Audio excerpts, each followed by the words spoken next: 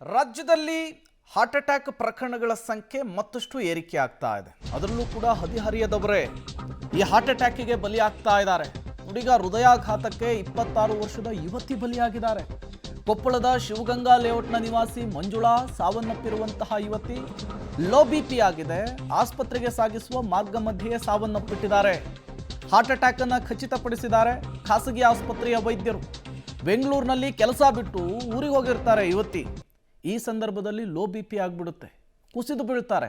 ತತ್ಕ್ಷಣಕ್ಕೆ ಅವರನ್ನು ಆಸ್ಪತ್ರೆಗೆ ಕರೆದುಕೊಂಡು ಹೋಗುವಂತಹ ಕೆಲಸ ಆಗುತ್ತೆ. ಆದರೂ ಕೂಡ 26 ವರ್ಷದ ಯುವತಿಯ ಉಸಿರು ಚೆಲ್ಲಿದೆ.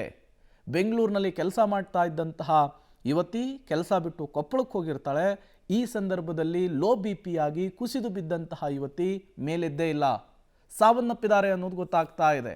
ಈ ಮೂಲಕ ಎಳೆ ಹೃದಯಗಳಿಗೆ ಹಾರ್ಟ್ ಅಟ್ಯಾಕ್ ಒಕ್ಕರಿಸ್ತಾ ಇರೋದು, ಹಾರ್ಟ್ ಅಟ್ಯಾಕ್ನಿಂದ ಎಳೆ ಹೃದಯಗಳೇ ನಿಲ್ತಾ ಇರುವಂಥದ್ದು ಆತಂಕವನ್ನು ಜಾಸ್ತಿ ಮಾಡ್ತಾ ಇದೆ.